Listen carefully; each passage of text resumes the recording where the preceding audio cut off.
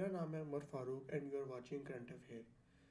ناظرین، کل 5 فروری 2023 کو پاکستان کے سابق پریزیڈنٹ آف پاکستان اور سابق چیف آف آرمی اسٹاف اس جہاں فانی سے کوچ کر گئے۔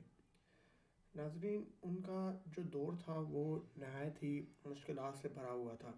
کچھ لوگ ان کو سمجھتے ہیں کہ وہ پاکستان کے شیر تھے اور انہوں نے پاکستان کے لیے بہت زیادہ خدمات ادا کی ہیں، اور کچھ لوگ سمجھتے ہیں کہ وہ پاکستان انہوں نے برباد کیا اور بم دھماکے اور اس طرح کی چیزیں ان کے دور میں ہوئی ہیں۔ آج کے ہم ویڈیو میں اسی بات کو جاننے کی کوشش کریں گے۔ پرویز مشرف 11 اگست 1943 کو دلی میں پیدا ہوئے تھے، اور بعد ازاں ان کی جو فیملی تھی، جب سپریشن ہوئی تھی پاکستان کی، تو 1947 میں یہ کراچی میں قیام پذیر ہوئے تھے۔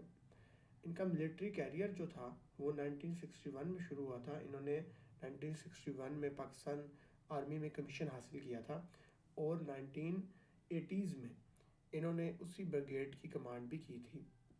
1990s میں یہ میجر جنرل کے عہدے پہ فائز ہوئے تھے، اور ان کی سب سے بڑا اعزاز یہ بھی تھا کہ یہ SSG کمانڈو، جو پاکستان کی سب سے top class commandos, top class army ہے، اسپیشل سروس گروپ کی کمانڈ بھی کر چکے ہیں۔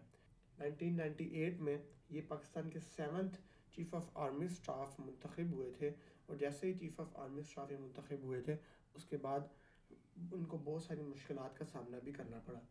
اس کے 1 سال کے بعد کارگل کا محاذ کھل گیا، اور یہ 3 مہینے کارگل کا محاذ جاری رہا۔ اس موقع پر بعد میں اس وقت کے current prime minister Nawaz Sharif نے یہ بڑی بات کی تھی کہ کارگل کا ایک شوشہ چھوڑا گیا اور ان کے کمر پہ چھرا گھونپا گیا۔ اس بیان سے یہ بات بھی ثابت ہوتی تھی کہ اس وقت نواز شریف کے ذہن میں کیا چل رہا تھا، اور یہ بات بھی ظاہر ہوتی تھی کہ آخر پرویز مشرف نے ان کا تختہ کیوں الٹا تھا۔ 1999 میں کارگل کا محاذ شروع ہوا، اور پریزیڈنٹ آف پاکستان نے اس وقت بتایا بھی تھا کہ میں کارگل کی ٹیریٹری میں خود وہاں پہ کھڑا ہوا تھا۔ انہوں نے وہاں پہ بے شمار خدمات انجام دی تھی، اور پاکستان کے کافی لوگ شہید بھی ہوئے تھے، اور ان کے لوگ بھی مارے گئے تھے۔ بعد ازاں انہوں نے پرویز مشرف نے یہ کوشش بھی کی تھی کہ انڈیا کے ساتھ بات چیت کی جائے، مگر جو ہے وہ برابری کی سطح پر کی جائے۔ 1999 میں ان کے جو تعلقات تھے وہ نواز شریف سے کوئی اتنے خاص اچھے نہیں تھے، تو نواز شریف نے چاہا تھا کہ پرویز مشرف کو ہٹا کر کسی اور جنرل کو چیف آف آرمی اسٹاف بنایا جائے۔ اس وقت پرویز مشرف جو تھے وہ سری لنکا کے دورے پر تھے، اور جیسے وہ سری لنکا کے دورے سے پاکستان واپس آ رہے تھے، ہوائی جہاز میں ہی ان کو چیف آف آرمی اسٹاف کو ہٹا دیا گیا تھا۔ شام 6 بجے کی خبروں میں بتایا گیا تھا، اور جیسے ہی یہ خبر نشر ہوئی تھی تو جتنی آرمی تھی وہ حرکت میں آئی تھی، اور انہوں نے پاکستان کے جو آفیشلز بلڈنگ تھی PTV سمیت ان سب پہ قبضہ کر لیا تھا، اور ماشاءاللہ نافذ کر دیا تھا، اور پرویز مشرف نے اپنے آپ کو فیلڈ مارشل ڈکلیئر کیا تھا۔ اس کے بعد تقریباً 1999 سے 2008 تک یہ پاکستان کے چیف آف آرمی اسٹاف اور پاکستان کے پریزیڈنٹ آف پاکستان بھی رہے۔ 2001 میں 9/11 کا بہت بڑا واقعہ ہوا، اور اس کے بعد پاکستان اندھیروں میں ڈوب گیا۔ اگر بات کریں پرویز مشرف کی سب سے بڑی غلطی کی، تو وہ یہی تھی کہ انہوں نے USA میں پاکستان نے USA کا ساتھ دیا اور افغانستان میں جہاد کیا۔ سب سے بڑی اس کی وجہ یہ تھی کہ پہلے پاکستان اور امریکہ جو تھا وہ افغانستان مسلمانوں کے ساتھ تھا، اور کہتا تھا کہ آپ سوویت یونین کے خلاف جہاد کریں، یہ ایک حقیقت میں جہاد ہے جو کہ آپ رشیا کے خلاف لڑ رہے ہیں۔ اس میں پاکستان افغانیوں کی مدد بھی کرتا تھا، مالی بھی اور اسلحے کے طور پہ بھی، اور امریکہ بھی کرتا تھا۔ مگر جب 9/11 کا واقعہ ہوا، اور جو کہ USA اس کا ساتھی تھا افغانستان کا، جو کہ اس وقت تو جہاد کہہ رہا تھا، جب اس کے اوپر خود حملہ ہوا اور اس نے افغانستان میں ایک جنگ مسلط کر دی، تب وہ کہتا تھا کہ پاکستان کو کہ یہ جہاد نہیں ہے، آپ ہمارے ساتھ لڑیں۔ اس کے بعد ہمیں مالی طور پہ تو تھوڑا سا فائدہ ہوا، مگر لانگ ٹرم میں ہمیں فائدہ نہیں ہوا۔ ہم ایک بہت بڑا ریفلیکٹ بیک آیا، اور اس کے بعد بم دھماکے شروع ہو گئے۔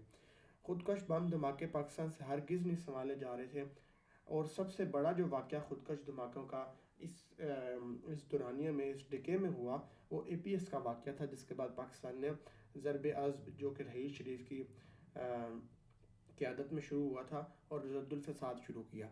اس بم دھماکے جو ہوئے تھے، اس نے پاکستان کو لرزا کے رکھ دیا تھا، اور اس میں پاکستان کے تقریباً ہزاروں لاکھوں لوگ شہید ہوئے تھے۔ بعد ازاں 2008 میں انہوں نے 2008 سے پہلے پاکستان میں ایمرجنسی بھی نافذ کی تھی اور 2008 میں انہوں نے الیکشنز کروائے تھے اور الیکشنز کے بعد پیپل پارٹی جو تھی وہ پاور میں آ گئی تھی. 2011 کے بعد ان کے اوپر اتنے کیسز بن گئے تھے, ان کے لیے موضوع یہ تھا کہ یہ پاکستان چھوڑ کے چلے جائیں, اور انہوں نے ایسا ہی کیا. 2011 کے بعد یہ پرویز مشرف پاکستان نہیں آئے تھے اور یہ پاکستان چھوڑ کے چلے گئے تھے. اس 2011 کے بعد یہ ایک ریئر بیماری میں بھی مبتلا ہو گئے تھے جو کہ ان کے آرگنز کو ڈیمیج بھی کر رہی تھی.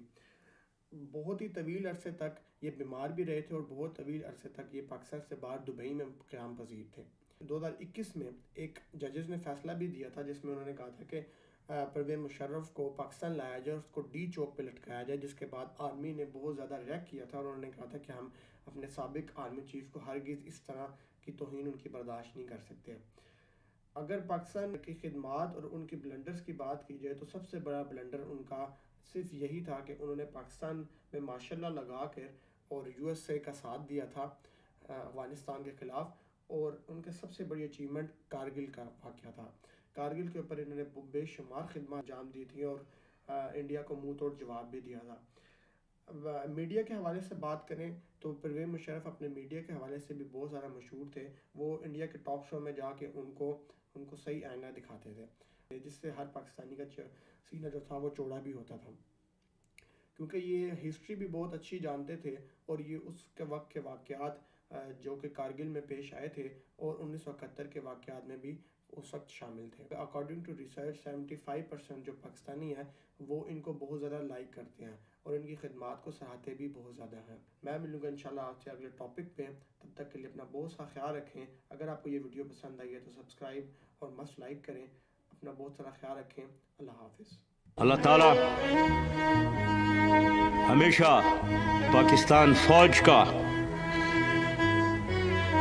حامی و ناصر ہو. میں نے وردی اتاری ہوگی لیکن میرا دل اور میرا دماغ ہمیشہ آپ کے ساتھ ہوگا.